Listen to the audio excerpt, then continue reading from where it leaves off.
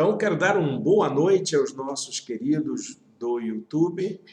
Que Deus abençoe a vida de vocês. Quero agradecer pela sua companhia aqui no canal de nossa igreja e por acompanhar esta série de mensagens tão importante, como o Vixson disse, né? A saga do ovinho quebrado, que está abençoando assim, a nossa vida, né? A gente acompanhando essa realidade que nós fazemos parte como pessoas, né? Como pessoas que enfrentam dificuldades na vida, que têm lutas, que sofrem, e a gente às vezes não sabe por que a gente tem determinadas lutas internas, né? Determinados conflitos, e é exatamente por a gente ser humano. Nós somos seres humanos. Eu tenho pensado muito nessa condição humana. Não é que assim, a teologia evangélica ela tem um princípio para explicar por que a gente sofre. Aí toda a explicação vai lá na queda. Não, não é a queda, é pela criação. A criação que nos fez assim, Deus nos fez desse jeito. E eu acredito que Deus nos fez desse jeito para a gente aprender a depender dele, aprender a depender de Deus. A queda foi o fato de que os primeiros criados por Deus não quiseram depender de Deus. E enfrentaram aí uma luta grande, né? Coitados de Adão e Eva, porque logo em seguida que eles disseram que queriam conhecer como Deus conhece, tiveram que ver sua família sendo dilacerada por um assassinato, né? E toda uma sorte de outros casos assim de desagregação da família que Adão e Eva experimentou. Então eu digo que a queda é uma consequência, não é a causa, ela é uma consequência dessa vida para a qual nós fomos criados e que não aprendemos a lidar com ela. Nós não aprendemos a lidar com essa condição de sermos dependentes de Deus, depender de Deus. Nós não aprendemos a lidar com isso. E ainda estamos enfrentando conflitos. O século XXI tem sido um século marcado por novos conflitos, novas lutas que nós atravessamos na nossa relação no mundo. E ainda mais nesses dias, né, parece que tem aumentado a preocupação, o registro, né, de casos de saúde mental, problemas de doenças que afetam a nossa saúde mental. E como tem gente sofrendo? Como tem gente sofrendo? Eu tenho é uma hipótese, eu não conferi não, sabe? Mas eu acho que no mundo de hoje não tem ninguém normal, né? Tem alguém vivendo bem no mundo de hoje? Eu também creio que não. Acho que não tem ninguém normal. Alguém aí tá... Eu tiro por mim, tiro pela minha casa, tiro... Todos nós temos uma razão de conflito, de luta, né? Alguma situação que nos tira do sério, que nos desestabiliza, que a gente precisa de uma dose dobrada de esperança, de fé, de força para poder enfrentar. E isso não é só aqui no nosso país, é no mundo todo. No mundo todo tem pessoas sofrendo hoje, né, depois desse tempo de pandemia, que a gente não sabe se está chegando ao fim, né? Depois de um tempo de crise econômica, um mundo em guerra, quem é que está normal hoje? Se você diz, meu querido, se você diz que está normal, tem alguma coisa errada com você. Ninguém está normal, ninguém está em paz, ninguém está tranquilo, ninguém está sossegado nesse momento. Todos nós, todos, indistintamente, em qualquer situação, em qualquer classe social, todos estamos passando por algum tipo de aflição. E essa série ela é exatamente para mostrar sobre isso. Nós já falamos sobre algumas situações que nos inquietam, como a angústia, a ansiedade, a depressão, o medo, e também já falamos sobre até a agressividade, o esgotamento, como que as pessoas estão vivendo assim nesses dias atuais. E vamos continuar hoje falando mais um pouquinho sobre esses conflitos que afetam pessoas normais como a gente. todos nós podemos estar submetidos a algum tipo de conflito como esses que estamos anotando. Vou colocar aqui para os nossos queridos do YouTube a nossa apresentação, para que você possa acompanhar aí os slides que nós preparamos sobre esse tema. Hoje nós vamos falar sobre compulsão. E eu confesso a vocês que até então não tinha pensado na compulsão dessa maneira como nós temos vamos tratar hoje aqui. Porque eu sempre entendi a compulsão como uma coisa específica, é você não saber lidar com os excessos, não saber lidar com as quantidades, né? E fazer isso repetidamente. Mas, na verdade, as compulsões, elas têm várias características e tem várias outras coisas que acontecem conosco que nós colocamos no pacote da compulsão. Então, nós vamos tentar tirar algumas dúvidas da gente sobre essa questão para a gente poder tratar desse assunto. Eu escolhi um versículo para a gente tratar sobre isso.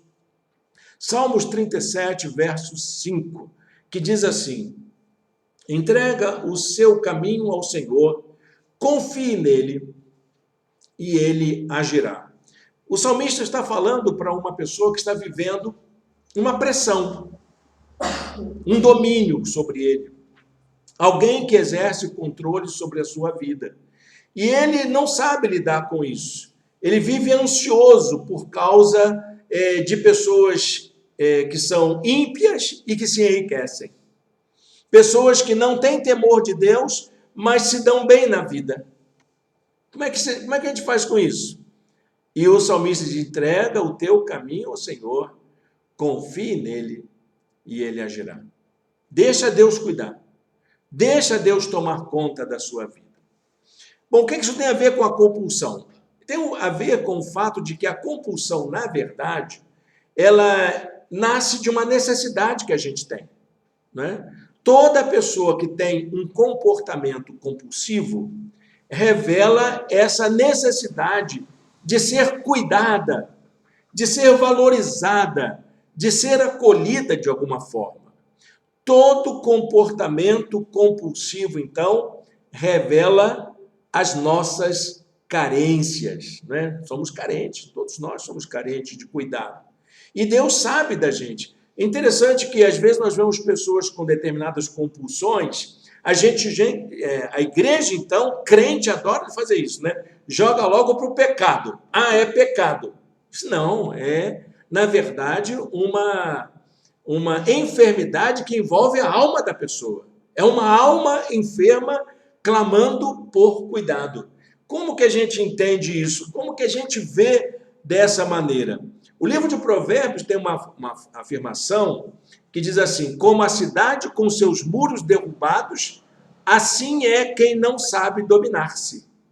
Então, uma pessoa que tem um comportamento compulsivo é uma pessoa que tem a sua vida toda estraçalhada pelas lutas da vida.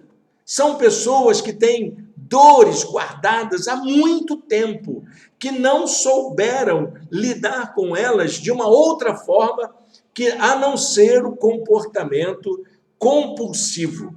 Então, meus irmãos, toda compulsão visa trazer um certo tipo de satisfação, cobrir aquela lacuna que ficou pela falta do cuidado, pela falta de atenção, em alguma fase da vida, não é?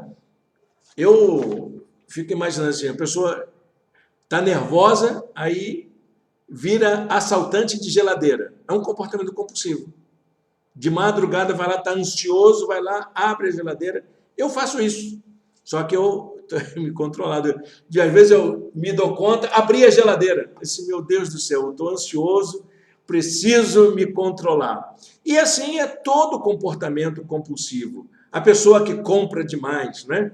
Tem gente que quando passa na loja de sapatos, né, na sapataria, e lê a palavrinha liquidação, olha, coça os dedos, coça tudo, né? Coça o bolso, a pessoa fica inquieta, soa, fica enquanto não entrar e comprar aquilo que não precisa, só por causa da bendita palavra liquidação. É o comportamento compulsivo que todos nós podemos ter. Isso não é uma doença, é uma doença. Isso não é um sinal, um sintoma de que a gente precisa de cuidado, a gente precisa de atenção. É isso que eu gostaria que a gente pudesse pensar nesta noite. Se você conhece alguém que tem um comportamento compulsivo, qualquer um que seja, pode ter certeza, essa pessoa é uma pessoa que tem uma carência guardada com ela. Ninguém sabe o que é, a não ser que ela fale da sua história de vida, remova lá os escombros do passado e possa colocar para fora suas carências emocionais, suas necessidades, coisas que estão lá no seu passado, enterradas, de maneira que só ela sabe o que é. E aí ela tenta substituir. E a gente também, né? Porque a gente também tem as nossas pequenas compulsões, não tem? A gente não tem? A gente tem as nossas pequenas compulsões. Há um outro texto da Palavra de Deus que diz para a gente saber lidar com essas coisas, que é exatamente esse limite que a gente precisa estabelecer para a nossa própria vida. Pessoas com comportamento compulsivo são aquelas que não encontraram na sua própria conduta condições de estabelecer um limite adequado. Então, o que a gente faz? Proíbe, estabelece normas, sanções, cria sistema de controle? Não. Segue o que a palavra de Deus diz. Olha o que o apóstolo Paulo fala para a igreja de Corinto.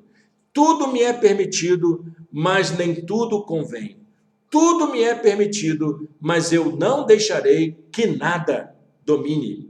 É isso que a gente precisa aprender. A igreja precisa aprender isso.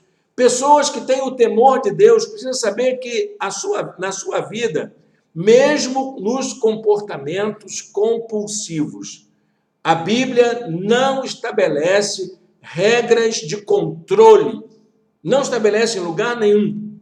E você pode procurar em qualquer lugar. Ela diz que o princípio da moderação é um dom de Deus, é uma graça que Deus nos concede, não uma norma, não uma lei para a gente seguir de forma aferrada.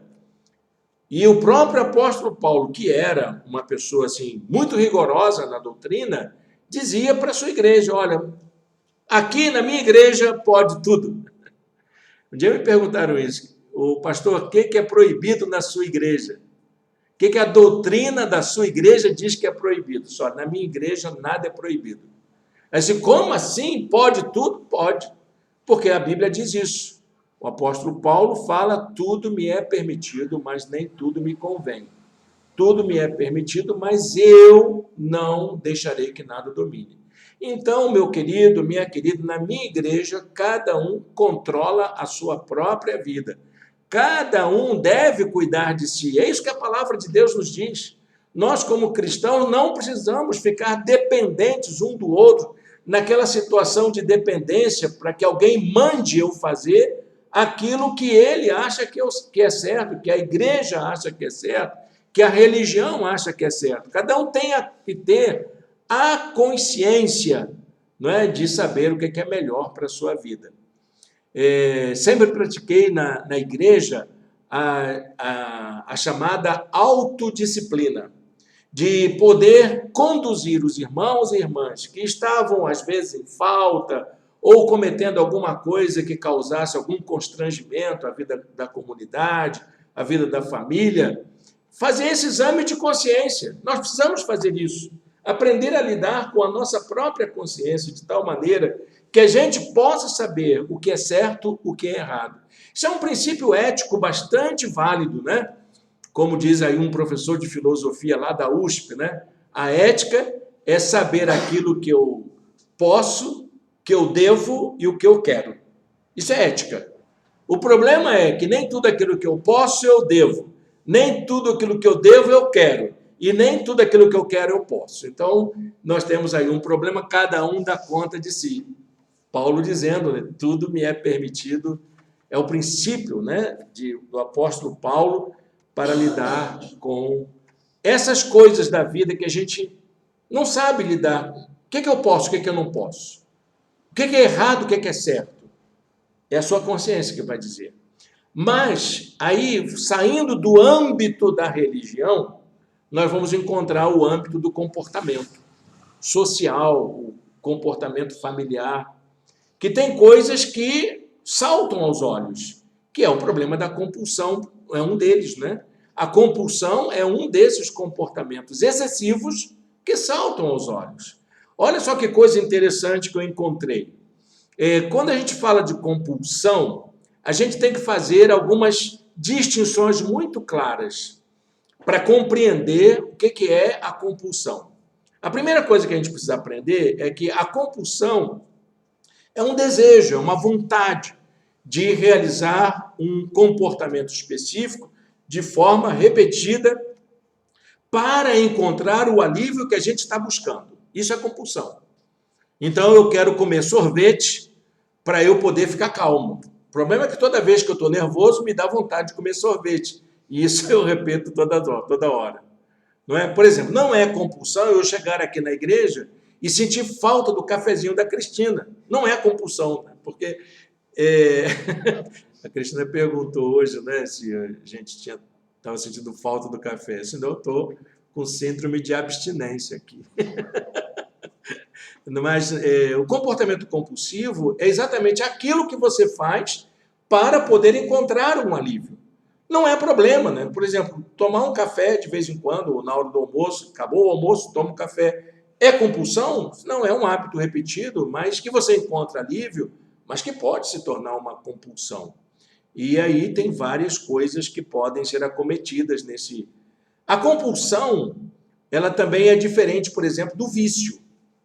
O vício é um comportamento compulsivo, mas ele é uma atitude que consiste em uma falha na obtenção da tal satisfação.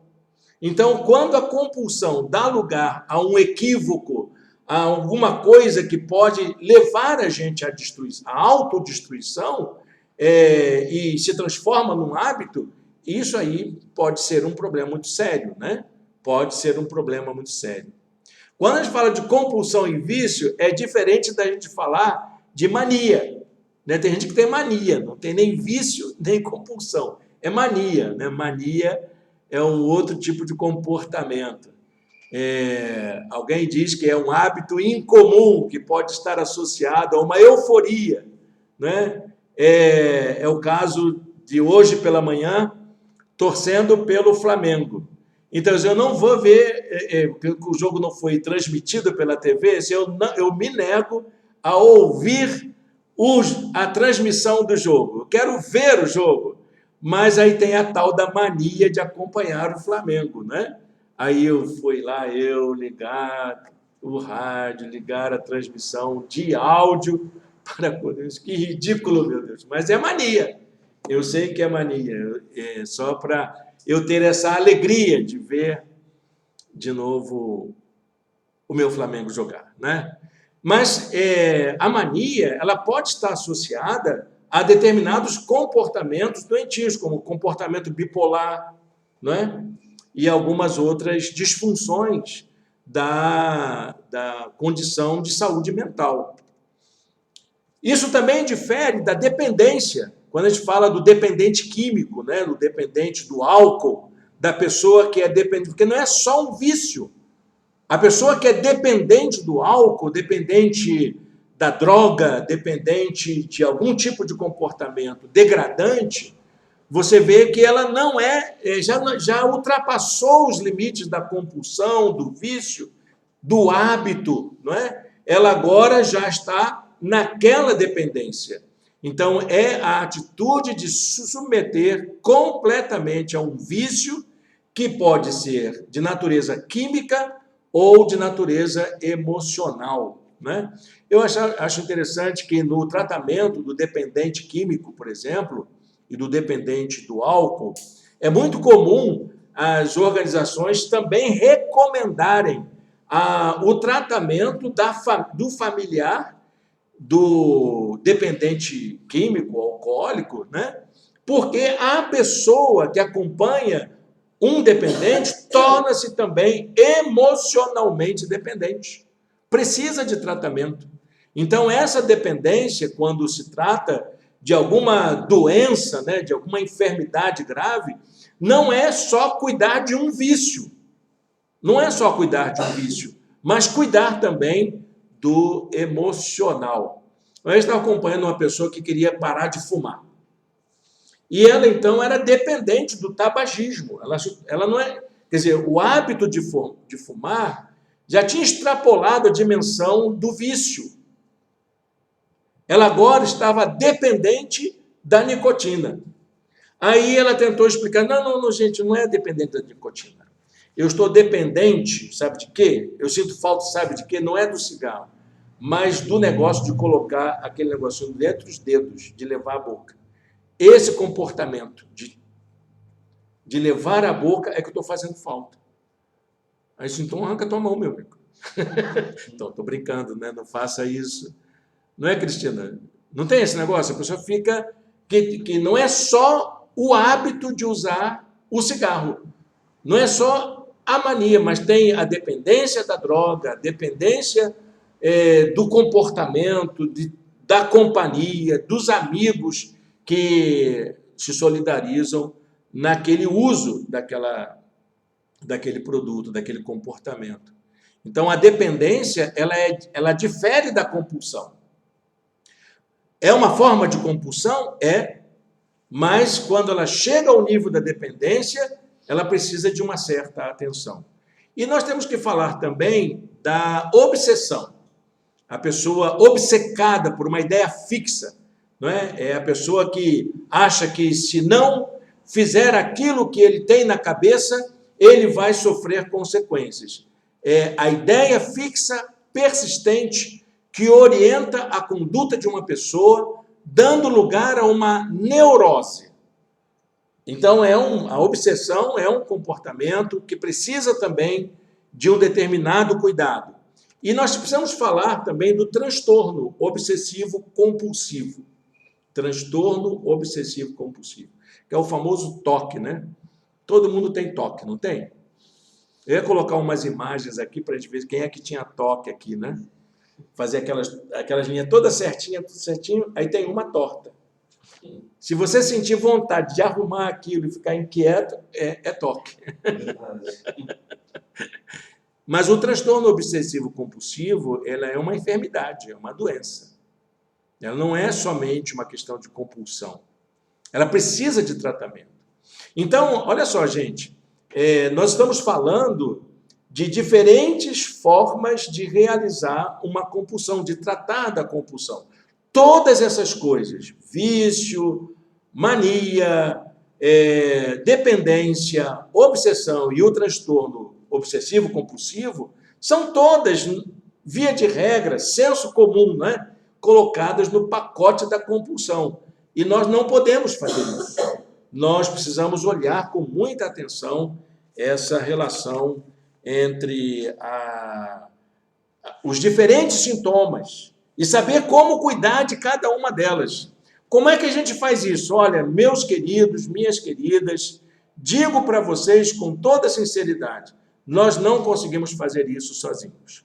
Nós precisamos de um profissional de saúde mental, um psiquiatra, um psicólogo, um psicanalista que nos ajude a encontrar exatamente a maneira de lidar com estes diferentes sintomas. Porque por detrás de cada um desses sintomas existe uma dor, existe um histórico, existe uma experiência vivida no passado que ficou guardada lá em algum lugar que você precisa tratar. A compulsão, gente, ela tem diferentes faces, Existem diferentes tipos de compulsão. Eu queria anotar aqui essas diferentes compulsões. Uma delas, né, compulsão por compras. Sinceramente, eu queria ter um pouquinho dela, né? Mas a minha condição financeira não permite comprar ultimamente, não é isso? Esse é o nosso sofrimento, nós vivemos o contrário. Mas tem pessoas que têm necessidade de comprar. Necessidade de comprar roupa, necessidade de comprar sapato, de comprar alimento, de encher a sua despensa de coisas para poder ter aquela sensação de ter. Na verdade, essa compulsão por compras esconde alguma coisa do seu passado em relação a carências. Que tipo de carência? É preciso ajuda para poder identificar qual é. Outra compulsão muito interessante, que tem acontecido muitas vezes, é a acumulação. O acumulador é aquela pessoa que fica guardando coisas dentro de casa, às vezes quinquilharia, coisa velha, né? E fica amontoando aquilo dentro de casa. Essa semana eu li uma reportagem lá nos Estados sobre um caso nos Estados Unidos, que um acumulador morreu, e o corpo de bombeiros, para entrar na casa dele, teve que fazer todo um trabalho de desmonte de tudo aquilo que estava acumulado. Levou 4 dias para poder desmontar tudo até chegar até a pessoa. Que acumulador é esse terrível, né? Mas nós encontramos isso, gente que gosta de acumular gato dentro de casa, gente que gosta de acumular móveis velhos dentro de casa e vai acumulando, e são coisas assim fora do controle. Outra acumulação interessante, outra compulsão interessante é a compulsão alimentar.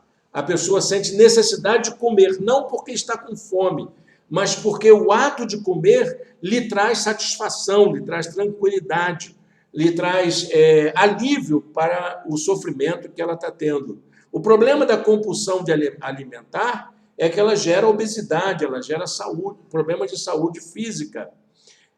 Compulsão por jogos. Compulsão por jogos. E é uma pessoa que tem essa compulsão por jogar baralho por dinheiro, né? Fazer aposta.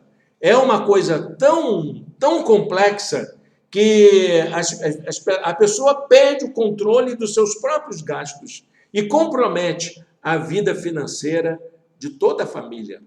Tem a tal da tricotilomania. Eu coloquei para vocês escreverem, mas na cola está ali, tá, gente? Essa aí troca a letra para vocês, aquele testezinho de troca a letra, para vocês completarem aí. Tricotilomania. Que é isso, meu Deus? Fica calma, Cristina, que eu já explico para você. Não, eu já estou achando que é uma coisa relacionada a tricô, né? Não, a pessoa ficar tirando pelos, tem a ver com fios, né? É a pessoa que fica arrancando os seus próprios pelos, né? E causa dor a ela, mas ela faz isso compulsivamente. É uma compulsão. E isso esconde uma carência, esconde uma ausência, uma necessidade. Vocês conhecem alguém assim? A gente conhece. Você tirando pelo das coisas? Eu acho que em breve... arrancar cabelo. É um problema que em muito breve eu não terei mais, né? Porque ele já está caindo por si mesmo, né? E existe também o problema da compulsão por sexo. Também é um comportamento bastante doentio, bastante estranho, né? Mas existem pessoas que sofrem falta de controle com a sua vida sexual. Teve um livro muito interessante, escrito pela psicóloga, eu anotei até aqui, Harriet Breaker. Ela escreveu um livro chamado A Síndrome da Boazinha. Síndrome da Boazinha. Que é uma compulsão da pessoa fazer coisas generosas, mesmo contra a sua vontade, só para poder dar conta de uma exigência social. Compulsão por fazer boas obras. A pessoa tem que fazer boas obras, tem que fazer uma bondade, porque ela precisa fazer isso por causa da sua compulsão.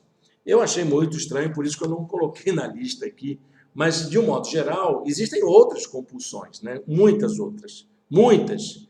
mas essas são as mais comuns que a gente sabe. Você pode até anotar alguém aí, perceber alguém que você já conhece, que já fez isso, alguém que já apareceu aí. Tem uma estatística muito interessante, não sei se é verdade, mas cerca de 10% da população pratica algum tipo de compulsão, algum tipo dessas compulsões aqui. 10% da população. A questão, gente, é assim, isso é algo que a gente precisa se preocupar? Claro que sim. A Bíblia diz para a gente, né, que a gente precisa de cuidado. E a vida da igreja é uma vida de acolhimento às pessoas que sofrem. Vida comunitária é o espaço propício para desenvolver acolhimento, respeito mútuo, ajuda a essas pessoas e as formas de lidar com as suas compulsões. Existem vários programas que ajudam pessoas na igreja a lidar com as suas compulsões. Várias terapias de grupo para poder lidar com as compulsões. Eu conheço várias que cuidam de compulsão alimentar, grupos de apoio para quem tem compulsão de sexo, grupo de apoio, inclusive, para outras compulsões. E existem aquelas duas entidades que todos nós conhecemos, né, que são os Alcoólicos Anônimos e Narcóticos Anônimos, que são organizações que ajudam pessoas a lidarem com suas compulsões pelo alcoolismo e pelo uso de drogas. E que, em muitos casos, se transformam em dependência, química. Eu já acompanhei várias pessoas pelos Alcoólicos Anônimos e verifiquei que, quando chega a um determinado nível de dependência, não há nada que resolva. A pessoa precisa mesmo de tratamento de reclusão, de recolhimento, de acompanhamento psiquiátrico severo, né, persistente. É algo bastante sofrido para a família. Uma pessoa que se torna dependente química também, não é? Chega a um nível de dependência química que nada ajuda, nem mesmo as organizações de terapia ajudam, ela precisa de um tratamento mais intenso. Clínicas de repouso e tudo isso existem exatamente para isso. E, infelizmente, a gente vê que muita gente se aproveita dessa condição, né? A gente ouve falar de várias dessas entidades, inclusive algumas chamadas evangélicas, né? De um modo geral, as clínicas evangélicas, né?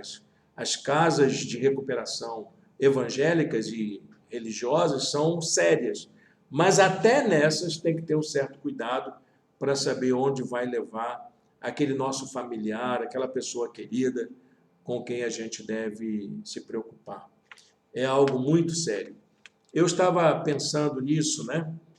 E o apóstolo Paulo diz lá em Gálatas capítulo 6, como é que a igreja deve tratar disso? Como que a gente cuida disso? Gálatas 6, verso 1.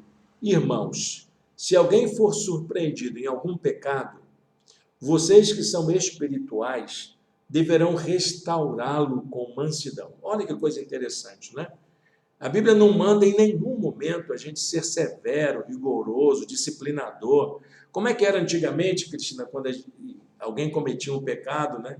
Eu comecei a pastorear uma igreja, aí os jovens ficavam apavorados, porque teve um grupo de jovens, uma igreja que eu pastoreei, um grupo de jovens, 5 jovens tinham sido excluídos, porque eles queriam saber o gosto de uma cerveja. Aí eles juntaram dinheiro, né? Cada um juntou e compraram uma lata de cerveja.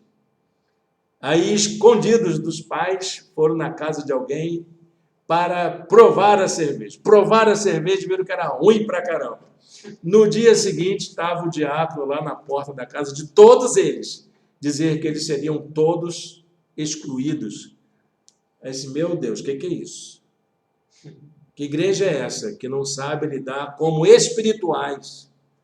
A restauração de uma pessoa, o cuidado com ela, ter mansidão para lidar com a juventude. Como é que se cuida disso, meu Deus?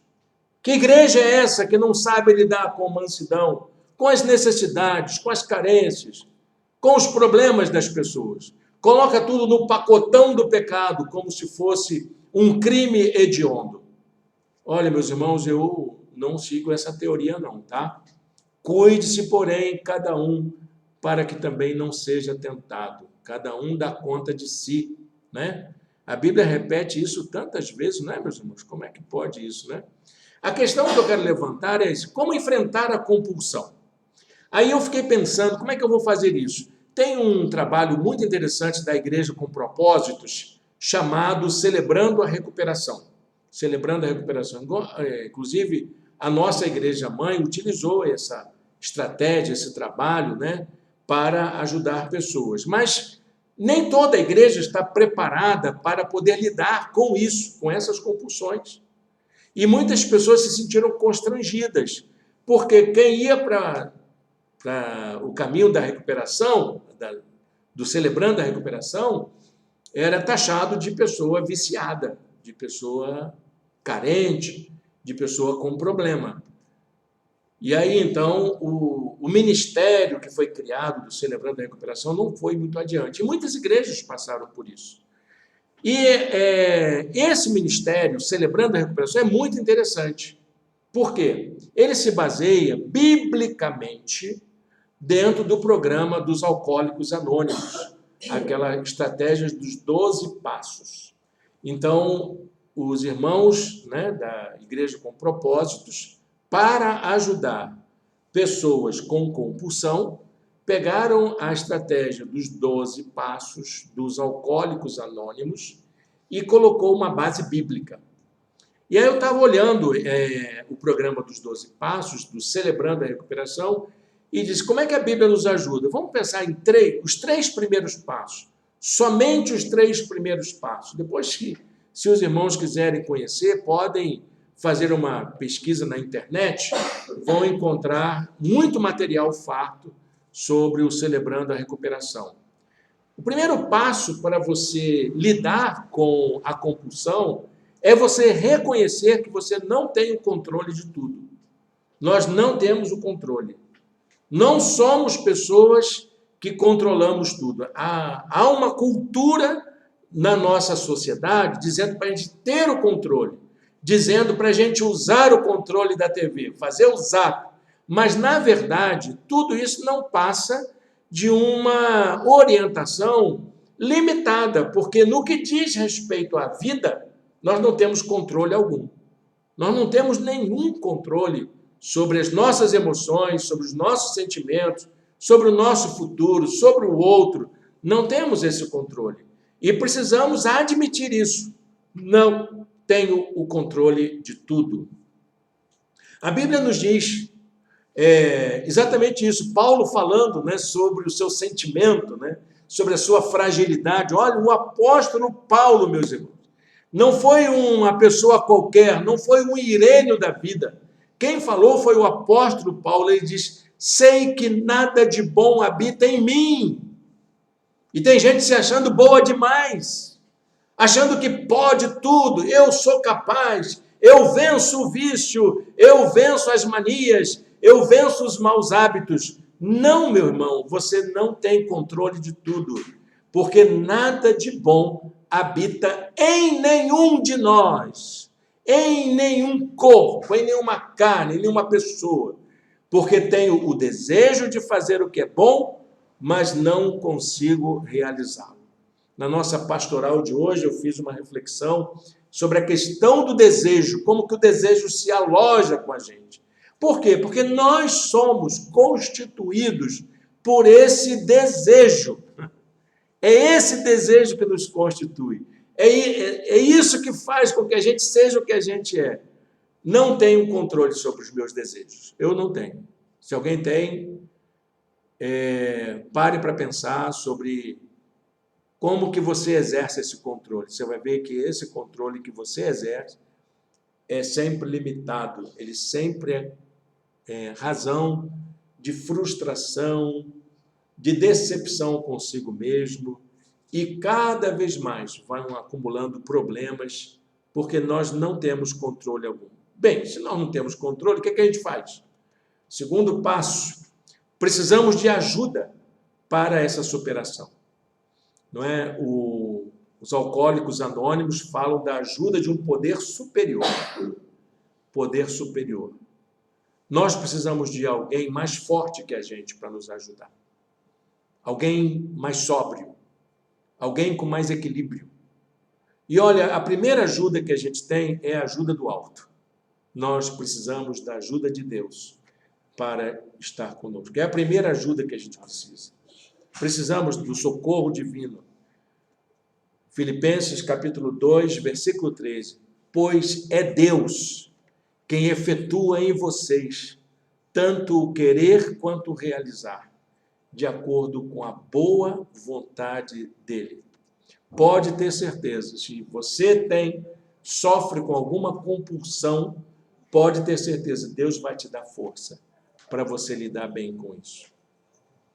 E o terceiro passo dessa sucessão, né, é a transformação da vida a partir da nossa entrega, dessa entrega a Deus. Nós precisamos entregar nossa vida ao Senhor. Precisamos deixar Deus cuidar da gente. Deixe Deus controlar a sua vida. Foi o texto que nós lemos, né? No começo dessa mensagem. Entrega o teu caminho ao Senhor, confia nele e ele agirá. Olha que palavra interessante de Paulo na segunda carta aos Coríntios, capítulo 3, versos 4 e 5. Tal é a confiança que temos diante de Deus, por meio de Cristo. Não que possamos reivindicar qualquer coisa com base em nossos próprios méritos, mas a nossa capacidade vem de Deus. É Ele quem nos capacita. É Ele quem vai fazer com que a gente seja capaz de vencer aquilo que nos traz tanta dor, seja em qualquer área. Não é mérito de nenhum de nós, mas é cuidado de Deus sobre a nossa vida. Para a gente encerrar essa palavra, eu queria deixar aqui alguns conselhos, né, relativos a essa postura que a gente precisa ter. Meus irmãos, minhas irmãs, nós não conseguiremos superar nossas carências e necessidades sozinhos. Ninguém.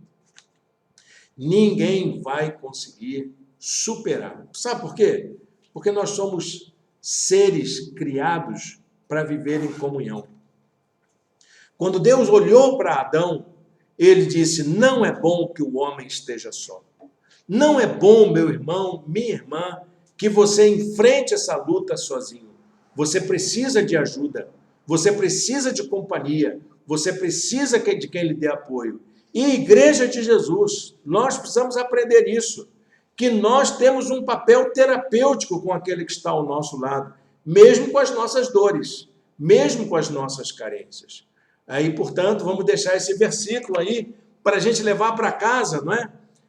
Os insensatos zombam da ideia de reparar o pecado cometido. Já viram isso? Como é que você vai corrigir um mal feito? Não tem como. O que está feito, né? Mas a boa vontade está entre os justos. Tem jeito sim, mesmo que você tenha cometido um pecado grave, sempre tem a acolhida que vem do amor do Pai. E a Igreja de Jesus é essa comunidade que tem a tarefa de acolher em amor a todos e todas que são amados pelo Pai. Amém? Olha, gente, essa palavra é para a gente poder guardar no nosso coração e a gente poder se firmar com isso. Quero convidar você a orar junto comigo, falar com Deus. Se você tem alguma compulsão, né? Alguma necessidade, algum sintoma desse tipo, algum vício, alguma dependência, algum comportamento obsessivo, pare para pensar agora e colocar isso diante de Deus. É o primeiro passo. O primeiro passo de você admitir que precisa de ajuda e que precisa do socorro de Deus para a sua própria vida. Ore ao Senhor. Senhor Deus e Pai, muito obrigado, Senhor, por esta noite. Muito obrigado pela Tua palavra. Muito obrigado pelo Teu cuidado, Teu carinho. Guarda, Deus, a cada um de nós aqui neste espaço que nós escolhemos para Te adorar. Guarda também aqueles e aquelas que nos assistem pela internet. Que o Senhor esteja, ó Deus, cuidando de cada uma, com o teu amor imenso. Nós te oramos em nome de Jesus. Amém e amém. Bem, meus irmãos, já chegamos assim ao final da nossa gravação. Quero agradecer a sua companhia e aos nossos irmãos aqui pelo apoio que nos deram. Até a próxima.